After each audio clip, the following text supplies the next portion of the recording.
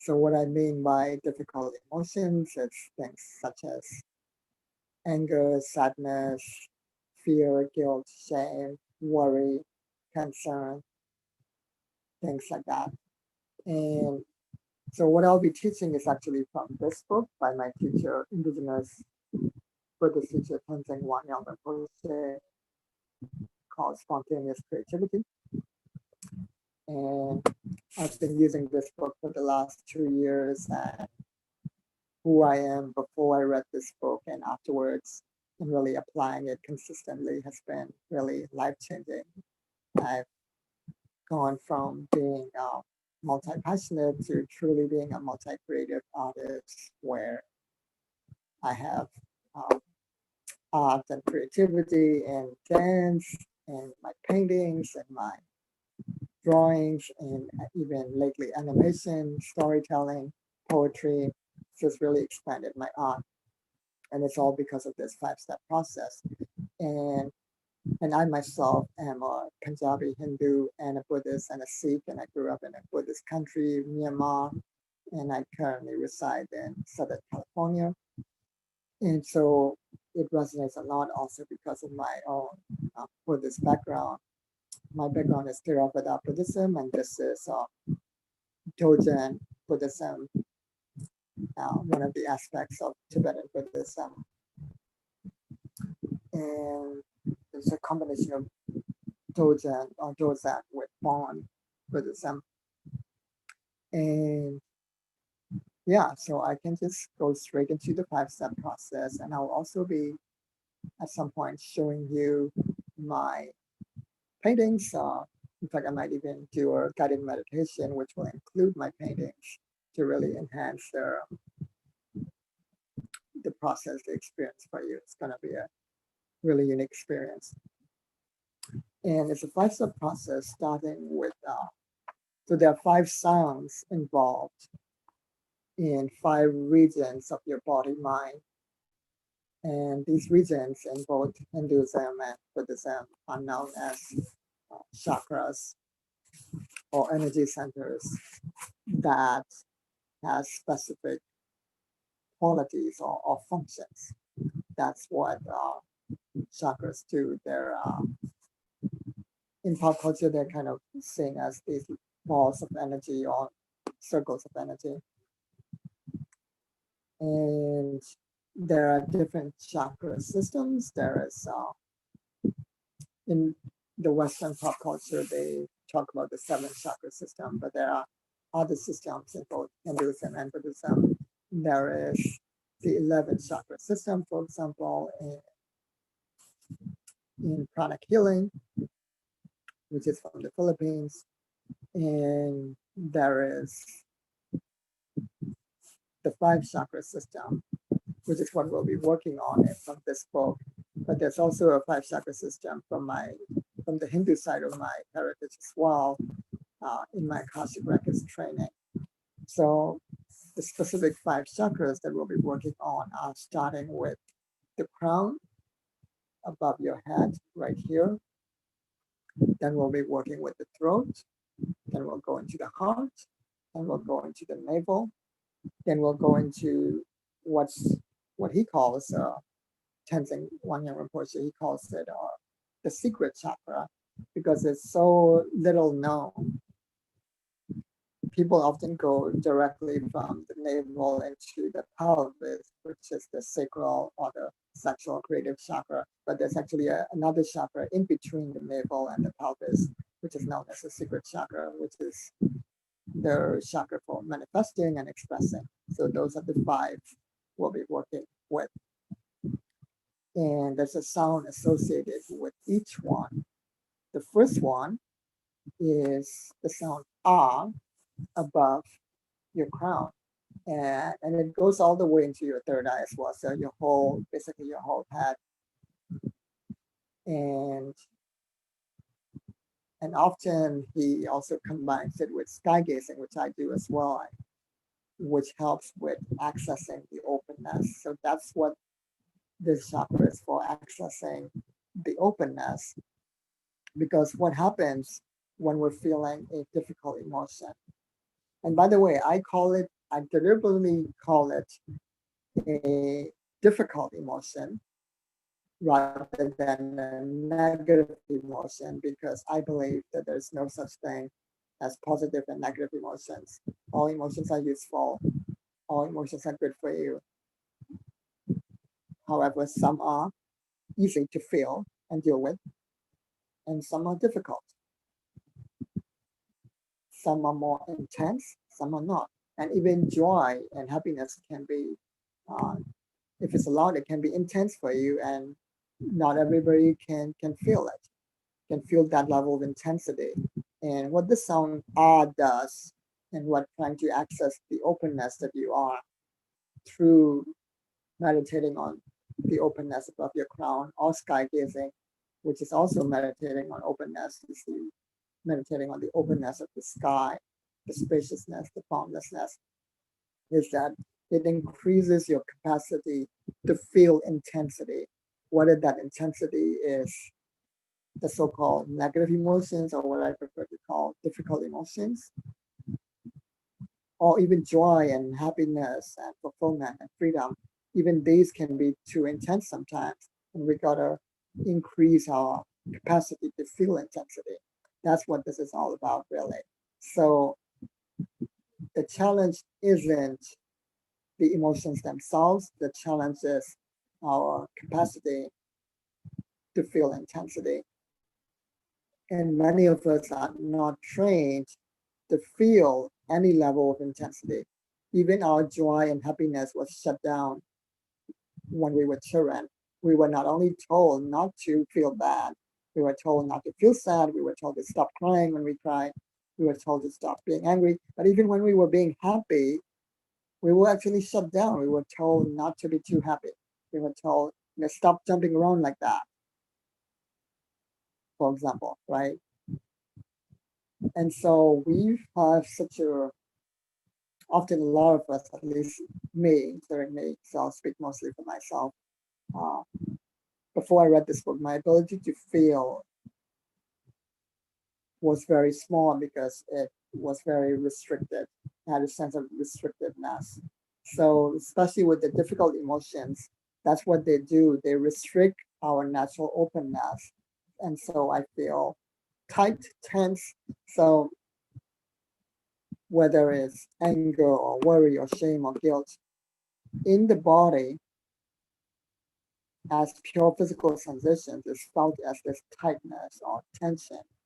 And depending on the emotion, that tightness might be felt in different parts of the body, or even different parts of the organs associated with the emotions. And each emotion has their own purpose. So, and that's what the openness helps you feel more. It helps you access more of the messages from your emotions. So, for example, fear can tell you either what you're running away from, or can even warn you of danger or caution, or even it can warn you about not to be with somebody, the stranger that you just met.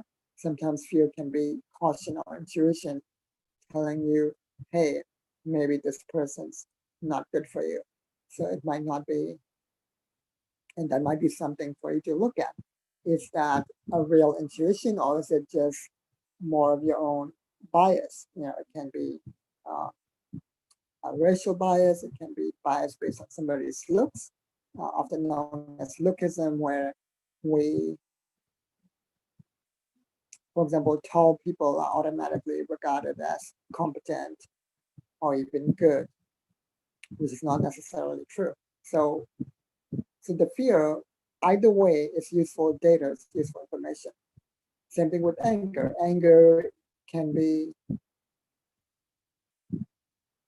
bad or good. It can be useful or not. In fact, I've documented 4 types of anger where each type gives you data information with some insights. It can be about boundary violations, for example. If somebody violated your boundary, it's natural that you're angry, and the anger is a signal, a message telling you to restore your boundary. And there's another type of anger, which might be the only type of anger that might be considered bad or not so useful. But even that is useful data. It can tell you some of your own trauma or wounding or limiting beliefs that are from childhood. So, for example, I used to get really mad if I send a text to somebody and I don't get a response back the same day. And when I dug deeper, it wasn't so much about boundary violations. It was more about, oh, I had this belief that I wasn't being respected because I already had a belief that I don't deserve to be respected. And this uh, event kind of confirmed that false belief for me. So I had to let go of that wounding from childhood. But the anger told me, gave me the signal, the message that I had this wounding. So even that's useful data. So that's known as the so-called adult temper tantrum. In fact, let me show you the diagram that I made, that I had. So I created this mental model and I had somebody design this diagram for me. So let me flip the camera. Yeah. So 4 types of anger. So there's the first type that I mentioned. Then there is boundary violation, which I mentioned already. Then there's also the anger from socialized oppression and internalized repression. That's the anger from systemic oppression, such as racism, ableism, sexism, etc. Then this anger from violation of your heart virtue or the deepest value that you were born for and that you're even willing to die for. This is known as sacred rage because, again, it's very, very good data that tells you your purpose, your deepest purpose that you're here to live. And it often has to do with social justice issues, similar to the other form of anger from social oppression and internalized repression, which is, for example, I once saw these 2 cops on the bus after some altercation, and the bus driver called the cops. But these 2 cops, without asking any questions to anybody, just because a woman refused to get off the bus, they just dragged this woman off the bus, and everybody was going, no, no, and they didn't listen. And I just felt this sort of rage in me, the sacred rage, because it was a violation of her sovereignty. Because that is one of my deepest values. My heart virtue is this divine, spacious sovereignty, to protect that, and they completely violated that. And so, how I restored my virtue that I was born for into the world because my virtue was violated was later that night. I looked up the exact city that this police department was from. So I didn't call 911. Instead, I called directly the police department of that city, and I made a citizen's report about what actually happened. And yeah, so that's how I restored. And it turns out the cop on the other line told me that eventually she wasn't arrested, and the other person who was actually responsible was the one they eventually ended up arresting because he actually had a prior warrant as well. So yeah, so that's an example of how even anger can be useful. And guilt tells us when we violated our own values, so including violating our own heart virtue. Shame is more about being embarrassed about who we are. It's similar to uh, when we have limiting beliefs about ourselves, such as I'm not worthy. And so shame is an indication that we have these beliefs about ourselves we need to let go of. And sadness is quite possibly the most useful of them all because it's the emotion of letting go. This is why we cry. We're literally flowing it out, getting it out. And so if we feel restricted all the time, and we not only feel bad when something happens, because we're not trained with emotional intelligence often, at least in my experience, not only do I feel bad, I feel bad for feeling bad, right? And then I feel bad for feeling bad because we are trained to feel guilty or ashamed of our own emotions. And so there's a domino or multiple levels of resistance against our natural human emotions, our natural humanity. So what this sound does is help us feel them more by opening ourselves up, by shaking up these emotions, by shaking up the restrictive structure and opening up and expanding us into the spaciousness that we are. And that's why this is called the sound for openness. So let's make the sound. Go ahead and make the sound with me while becoming aware of the openness above your crown. In fact, if you're listening to this while you're outdoors, or you can see the outside, I even recommend looking up at the sky while you're doing this. So all of this is open eye meditation. And so look up at the sky or just look up at your roof in general and just say the sound as the first step. And, and in fact, you could even begin with being aware of some difficult situation in your life and what you're feeling regarding that. And while you're feeling that, say the sound we can do a before and after, right? So think of the difficult situation and the difficult emotions related to it. How do you feel in your body right now? Where do you feel it? And then let us make this sound and see how you feel afterwards. Uh,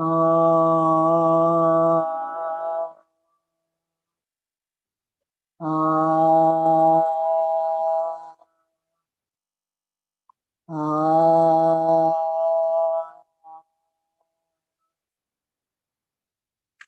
in fact, on my YouTube channel, I have a guided meditation where I have people, alternatively to sky gazing, I have people look at this painting, which is just an empty circle, as a symbolic representation of that openness. In fact, this painting directly came from doing this meditation. So now try it this way. Make the sound while looking at this painting. And you can even sing it, Ah, ah, ah, ah, ah, ah.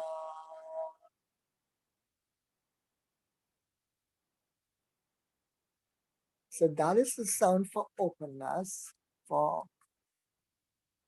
it's a sound of nothingness. And the paradox is that in that nothingness, there is also everything. It's the source of everything in terms of, loosely in terms of, say, I know that there's a similar thing in quantum physics where they talk about how the quantum vacuum is not empty. There are quantum particles appearing and disappearing in and out. And I kind of feel a similar quality with this space of pure openness above the crown. So the next step in this creative process is awareness. The sound for awareness is also the sound of inner silence, and it's located in the throat. And what this is good for is that, so in addition to our difficult emotions that we talk about, which the sound helps with, the sound om, while you concentrate and focus on the throat, helps you access an inner silence, because another thing that can block our creativity is our voices of judgment, self-judgment. And often they're not even ours. They were things that we took on from childhood and even from school and media and every magazine and movie that we've watched, every song, there's sometimes these negative messages about who we are, especially if we're from a marginalized community, whether it be Black, Brown, Indigenous people, queer people, disabled people, neurodivergent people, women. So depending on how marginalized we are, there are even more of these messages telling us we're not good enough, right? Or even these messages that we're dangerous or violent or all of these things. I call it the false binary of demonization and exotification or fetishization, where either they see us as these violent demons or negative stereotypes, or they see us as these wise mystical fairies that are magical and just here to serve people and teach people. And we're not allowed to be imperfect. We're not allowed to be flawed human beings that are neither of these false boundaries, but more like somewhere in between, right? Like even I have so many flaws. And so there's these, we hear is literally, whereas emotions are felt, these voices of self-judgment are literally thoughts we hear in our heads, and sometimes even images that we see that tell us that we cannot be fully who we are, flawed, complete human beings with good and bad qualities. And so this sound Om helps us kind of dissipate these qualities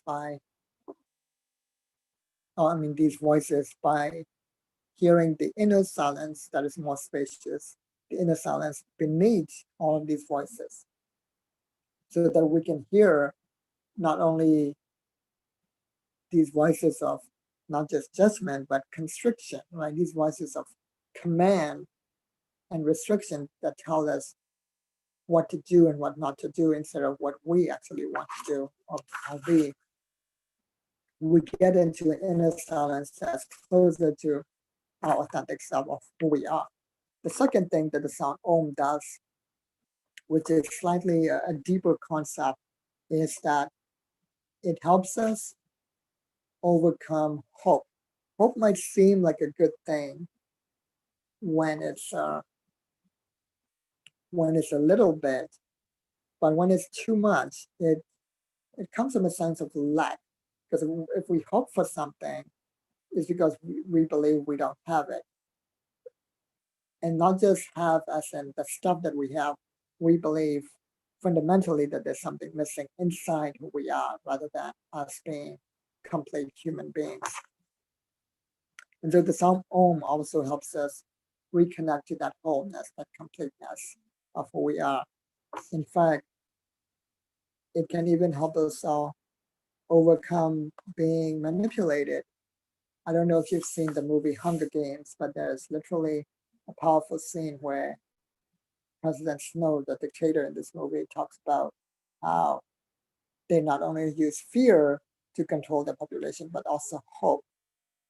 And he said, why do we even have these Hunger Games? Why is there even a winner when they can just, pick these tributes and just kill them? And he said the games give people hope. And in real life too, we have Roman bread and circuses, uh, reality TV, even in our modern lives, etc., which give us hope and the illusion of individuality and individual success, that systemic problems are not as big as they are. And so when we overcome hope, it gives us more wisdom and power to see through all of these manipulations as well. So let us make the sound Om to help us connect to that inner silence and then become aware of the openness itself, because that completeness happens when the openness and the awareness unite and we get into that inner silence. And we suddenly feel complete because now we're not only open, we're aware of the openness we are. So become aware of your throat, especially the area right below your ears, where the vagus nerve is. You can even stimulate it with your fingers while you're listening to the sound Om, and make the sound Om with me. I think instead of a guided meditation, I'll just take you through the sounds with me. Oh, oh, oh, oh,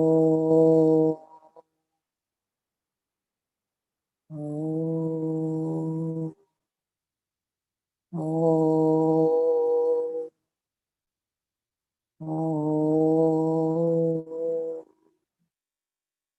oh.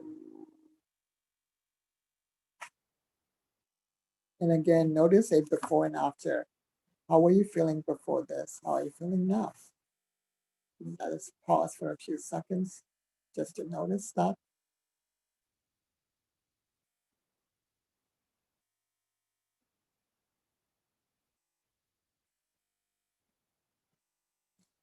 And the next sound is in the heart. This is a sound of inspiration. So when that openness and awareness unite in the heart, it becomes the clear light of inspiration. And the sound for that is Om. Because what happens in the heart is we realize that openness, that nothingness, as I said before, is not totally empty. It's not, there are qualities that you can choose to be, to fully embody and express in that region in the heart, in that region of our beings, which is the heart. In fact, in this Soten or Dozen Bon Buddhism, they even claim that there are 84,000 positive qualities that you can choose from to be. And out of these 84,000, there are these four immeasurables known as compassion, love, joy, and equanimity. And equanimity is more than peace, and it's not indifference. It is that stable stillness, that stable silence in the center of all of these chaos around us. That's equanimity. And you can choose to express one of these four. So being centered in the heart gives you the ability to focus on one of these four immeasurables or one of the 84,000 positive qualities that you want to amplify and express. So the amplification is going to be in the uh, next few steps. But for now, it's just the chakra that helps us choose and focus. I had somebody tell me a few days ago that for them, a sense of FOMO or fear of missing out, that this is why it's hard for them to focus because it seems like they're giving up something else. But within this context, the way we're focusing now, it helps us overcome FOMO because it's a boundless focus. It's from that boundlessness we suddenly concentrate on this one thing, but we're still aware of the boundlessness of the other qualities. In fact, the other qualities are still influencing this one focus choice that we have. In fact, they're all interconnected. In fact, in my meditations, let me show you another painting that I made. I was inspired to paint this because I had a vision of this while doing this meditation technique that illustrates what I'm trying to say. So let me flip the camera again. So as you can see, there are concentric circles of focus, which another way to put it is concentric circles of boundlessness, right?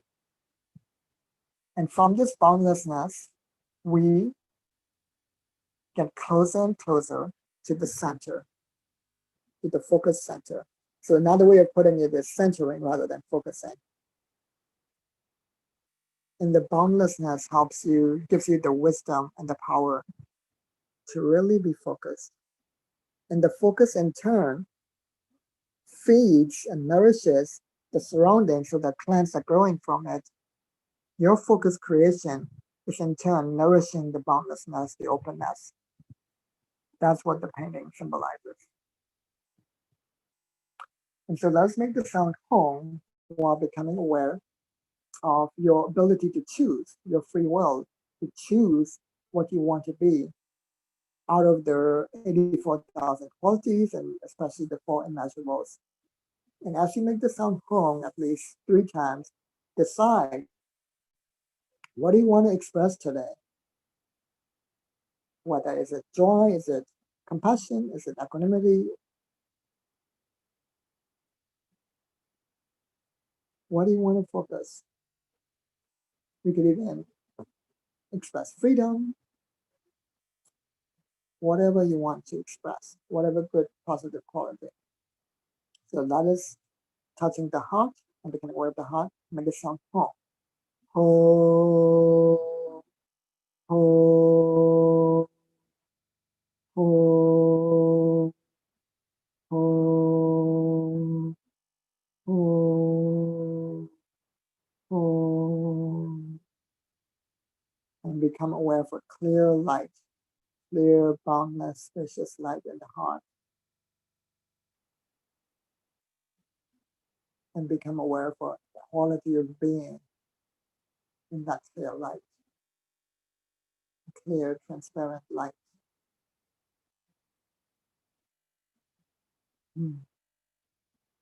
Let's say it's joy, just for the sake of this activity or exercise or meditation, just for today, just so that we can be decisive and move to the next step. Let's just choose joy, but in your own time, you can choose whatever you want. And now we're going to amplify this joy, and the chakra that helps us amplify, and the sound is Ram, and the chakra is in the navel. And the sound for that is Ram. And you can even touch your navel or become aware of it. And it has a sort of spiral energy. And I made another painting that represents that.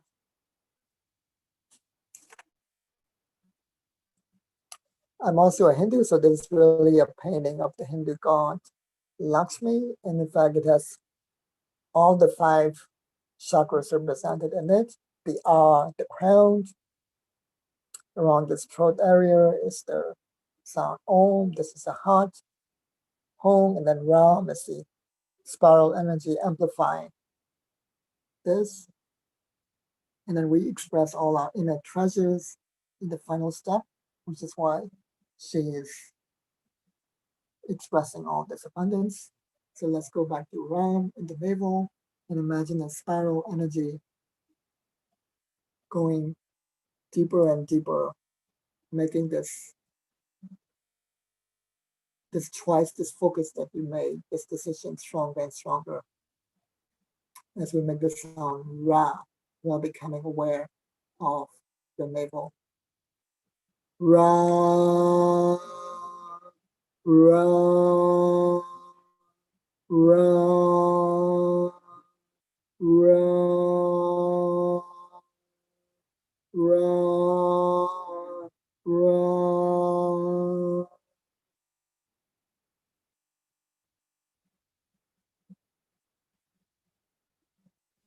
And now become aware of the final chakra, final step, which is about 1 or 2 inches below the navel, or like 4 finger widths, like 4 finger widths.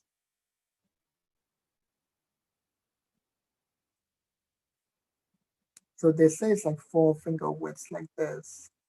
Right below the navel is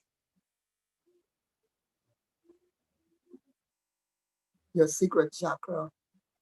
And become aware of what abundance, in what way do you want to express this joy, right? Whether it's painting or poetry or writing or storytelling or dance or music.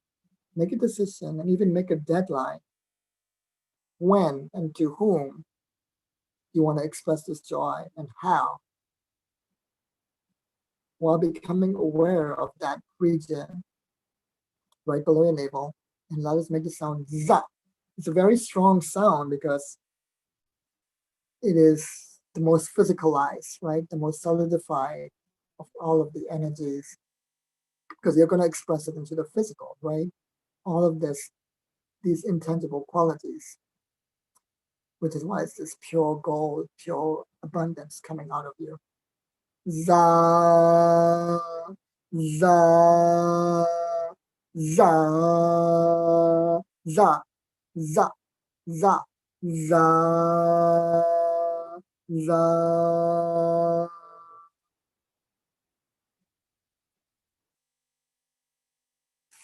And also they say that as you're expressing your art and creativity, if you're doing it while you're aware of our interconnectivity,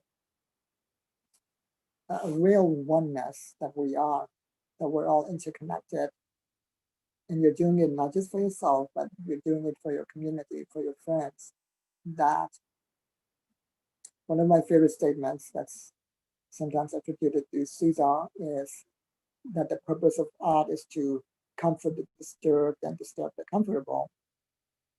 And a friend of mine said it in his own way recently when I asked him. In fact, he'll be in the next workshop when he said that he creates art and creativity because when his friends are feeling heavy, he creates something light to balance it.